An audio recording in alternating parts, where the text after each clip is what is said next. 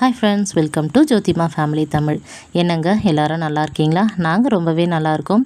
நீங்களும் உங்கள் வீட்டில் இருக்கிற எல்லாருமே ஹாப்பியாகவும் ஹெல்த்தியாகவும் இருப்பீங்கன்ற நம்பிக்கையோட இன்றைக்கான விளாக்குள்ளே போயிடலாம்.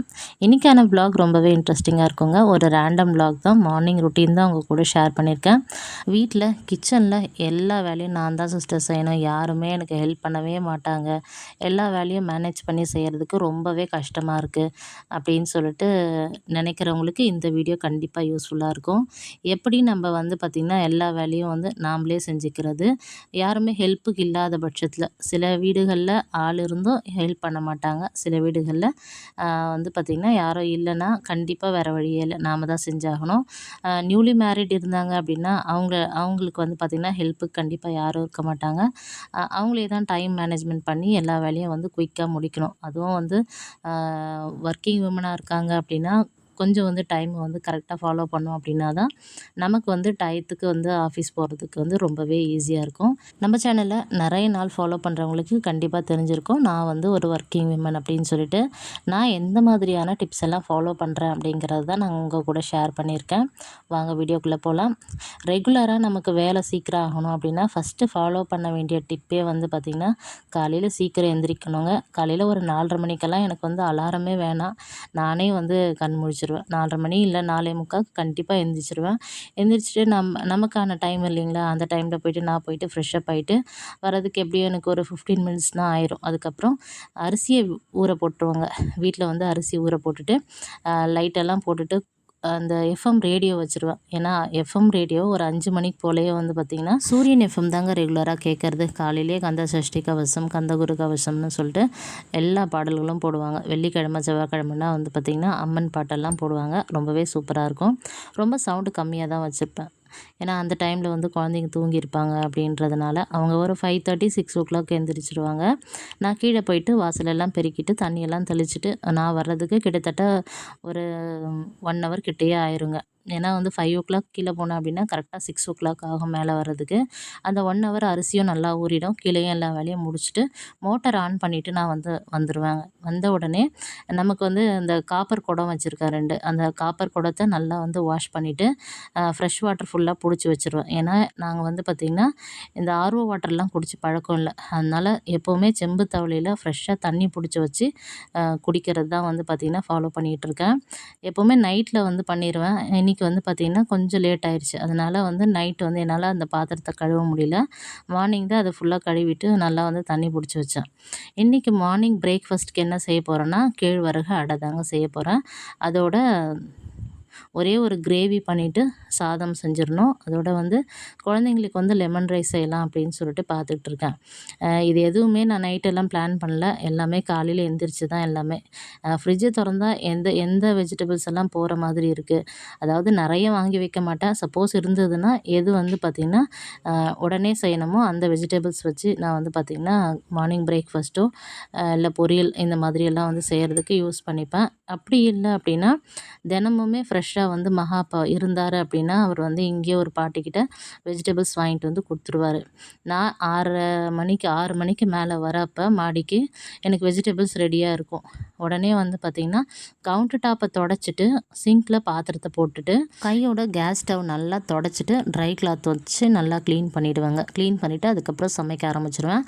ஒரு பக்கம் சாதத்துக்கு ஒலை வச்சுட்டு இன்னொரு பக்கம் பொரியல் பண்ண போகிறேன் அப்படின்னா கடாயை வச்சுருவேன். கிரேவி பண்ண போகிறேன்னா சின்ன குக்கர் இது போல் வச்சுருவேங்க. சப்போஸ் நைட்டுக்கும் சேர்த்து சமைக்கிறேன் அப்படின்னா பெரிய குக்கர் 5 லிட்டர் குக்கர் வச்சு செஞ்சுருவேன். இன்றைக்கி கம்மியாக தான் செய்கிறேனே, நைட்டு ஏதாச்சும் ஃப்ரெஷ்ஷாக செஞ்சுக்கலான்னு சொல்லிட்டு. நைட்டே தூங்குறதுக்கு முன்னாடி மூக்கடலை ஊற வச்சுருந்தேன். அதனால் மூக்கடலை குருமா மாதிரி தான் பண்ண போகிறேனே. ரொம்ப சிம்பிளான ரெசிபி தான். தேங்காய் அரைச்சி ஊற்றி பண்ணிட்டேன் அப்படின்னா மார்னிங் அந்த கேழ்வரகு அடைக்கும் கொஞ்சம் ஊற்றிப்பாங்க. சில பேர் அதுக்கு எதுவுமே இல்லாமல் அப்படியே கூட சாப்பிட்லாம். நாங்கள் பார்த்திங்கன்னா கொஞ்சம் கொஞ்சம் கிரேவி ஊற்றிப்போம். அதனால் குருமா மாதிரி பண்ணியாச்சு. கொஞ்சம் லவங்கம் இதெல்லாம் போட்டு குருமா பண்ணிவிட்டு சாதம் வடிச்சிட்டு கோவக்காய் பொரியல் பண்ணியிருந்தேன். கோவக்காய் வந்து 2 நாள் ஆயிடுச்சு வாங்கி. அதனால் இன்றைக்கி கண்டிப்பாக பண்ணிடணும்னு சொல்லிட்டு அதை கட் பண்ணி பொரியல் பண்ணியாச்சுங்க. இது எல்லாமே செய்கிறப்போ வந்து பார்த்திங்கன்னா ஃபுல்லாக வந்து அங்கேயே நின்றுக்கிட்டு அப்படியே தான் வந்து பார்த்திங்கன்னா கட் பண்ணி சமைப்பேனே. யாரும் எனக்கு கட் பண்ணி கொடுக்கறதுக்கெல்லாம் வந்து பார்த்திங்கன்னா வரமாட்டாங்க. நானே தான் வந்து பார்த்திங்கன்னா கட் பண்ணி அப்படியே நின்ன மாதிரியே ஒரு பக்கம் வந்து பொரியல், ஒரு பக்கம் வந்து குழம்பு 2மே தாளிச்சிட்டு, ஒரு பக்கம் வந்து பார்த்திங்கன்னா சாதம் வந்து அரிசி வந்து போட்டுட்டோம் அப்படின்னா அது வந்து ரெடி ஆகிட்டே இருக்கும். அதுக்குள்ளே நாம் கேழ்வரகு அடைக்கி மாவு பிசைஞ்சு வச்சுருந்தோம் இல்லைங்களா, அது வந்து பார்த்திங்கன்னா தட்டி எடுத்துக்கலான்னு சொல்லிட்டு அதை தாங்க பண்ணிக்கிட்டு இருக்கேன். பாப்பா இருக்கிறதுனால இப்போ வந்து பார்த்திங்கன்னா எனக்கு பாத்திரம் கழுவி கொடுத்துட்டா. சப்போஸ் இப்போ பாப்பா வந்து பார்த்திங்கன்னா எக்ஸாம் டைமில் படிக்கிறா அப்படின்னா இது எல்லாம் முடிச்சுட்டு ரொம்ப சிம்பிளான ரெசிப்பியாக பார்ப்பேன். இந்த கேழ்வரகு அடை வந்து காலையில் கண்டிப்பாக செய்யவே மாட்டேன். இன்றைக்கி பாப்பாவே கேட்டாங்கிறதுனால ரெடி பண்ணி கொடுத்துட்ருக்கேன். இல்லைனா இட்லி செஞ்சுட்டேன் அப்படின்னா இட்லி தான் மோஸ்ட்டாக செய்வேனே. இட்லிலேயே வந்து கேழ்வரகு போட்டு கேழ்வரகு இட்லி இந்த மாதிரி வந்து ரெடி பண்ணிடுவேன். அது வந்து இட்லி பாத்திரத்தில் ஊற்றி வச்சுட்டு உடனே வந்து நான் வந்து பாத்திரம் கழுவ ஸ்டார்ட் பண்ணிடுவேங்க.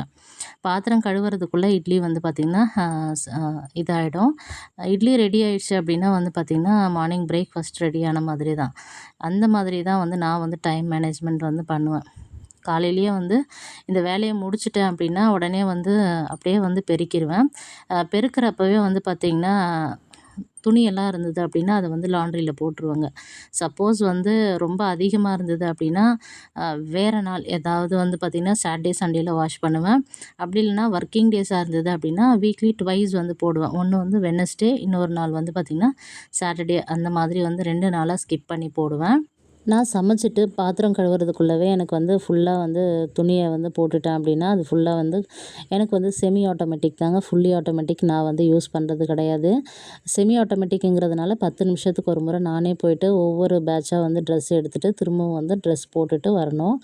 அதுக்கப்புறம் அந்த கிளாத்தெல்லாம் எடுத்து போட்டுட்டு லாஸ்ட்டாக நான் வந்து அது எல்லாம் அலசிடணும். நான் வந்து ஃப்ரெஷ்ஷப் ஆகிறதுக்கு முன்னாடி வந்து அலசிட்டு அதுக்கப்புறம் நான் வந்து பார்த்திங்கன்னா ரெடி ஆயிடுவேன். அதுக்குள்ளே வந்து கேழ்வரகு அடை வந்து ரொம்ப ஈஸியான ரெசிப்பிங்க. நீங்கள் வந்து ட்ரை பண்ணி பாருங்கள்.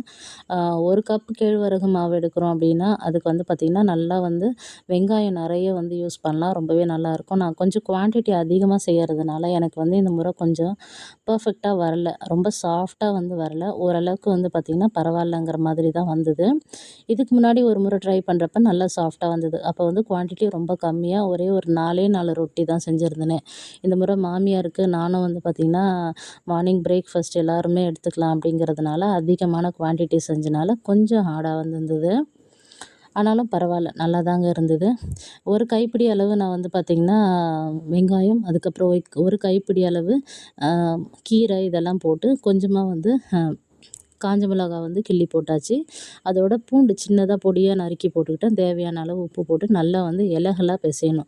பிசைஞ்சிட்டு ஒரு 1/2 மணி நேரம் விட்டுட்டு அதுக்கப்புறம் வந்து பார்த்திங்கன்னா தவா வச்சுட்டு நல்லா வந்து ஈர துணியை வச்சு அது மேலே நல்லா தட்டி போட்டோம் அப்படின்னா சூப்பராக அடை வந்து ரெடி ஆகிடும். போட்ட உடனே நல்லா எண்ணெய் விட்டுட்டு மேலே வந்து ஏதாச்சும் மூடி போட்டு க்ளோஸ் பண்ணோம் அப்படின்னா சீக்கிரமாக நல்லா வந்து வெந்து வந்துடுங்க. நமக்கு வேலையும் குயிக்காக முடிஞ்சிடும்.